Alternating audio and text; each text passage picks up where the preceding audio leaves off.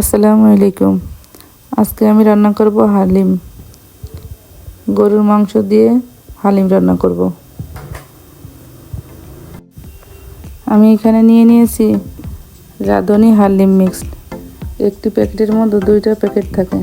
বড় প্যাকেটটায় থাকে ডাল চালের মিশ্রণ, ছোট প্যাকেটটায় থাকে মশলা।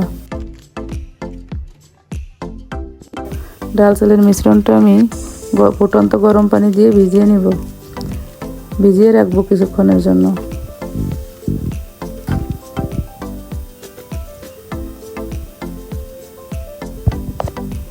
একটি হ্যান্ড উইচের সাহায্যে ভালোভাবে মিশিয়ে রাখবো যাতে দলা পেকে না থাকে।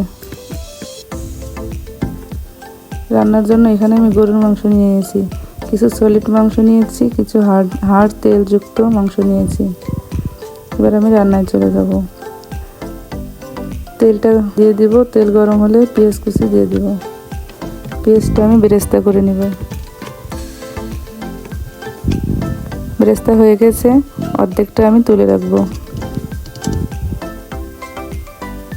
বাকিটার ভিতরে আমি মাংসটা দিয়ে দিব।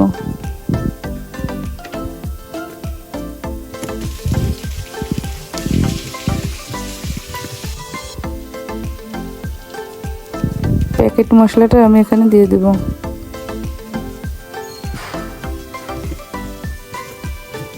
কিছুক্ষণ কষিয়ে নেব।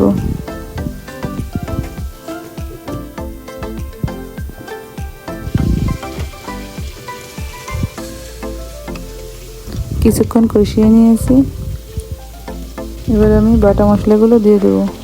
আদা বাটা দিব, রসুন বাটা দিব, এখানে কিছু গুঁড়া মশলা দিব, মরিচের গুঁড়া, হলুদ গুঁড়া, ধনিয়া গুঁড়া, স্বাদ মতো লবণ দিব। ভালো মতো নেড়ে চেড়ে কষিয়ে নেব।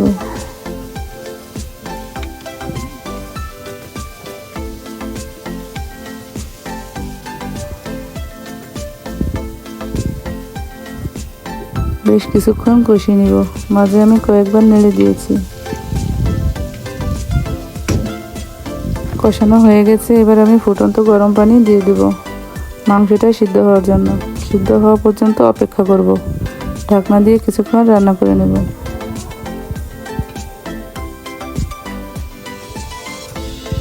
মাংসটা সিদ্ধ হয়ে গেছে। এবার আমি ডাল চালের মিশ্রণটা দিয়ে দেব।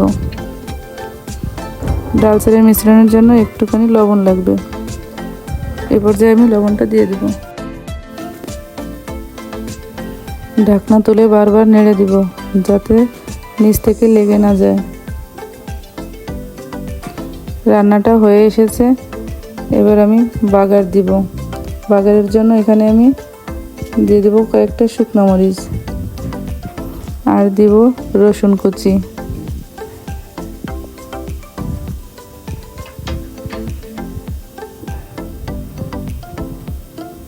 প্যাকেট মশলা থেকে আমি একটুখানি মশলা রেখে দিয়েছিলাম। এখন আমি মশলাটা দিয়ে দেব।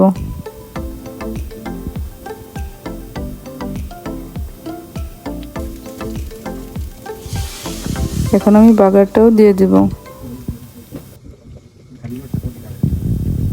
এই তো রেডি হয়ে গেল মজাদার হালিম। আজকে এখানেই শেষ করছি। আল্লাহ হাফেজ।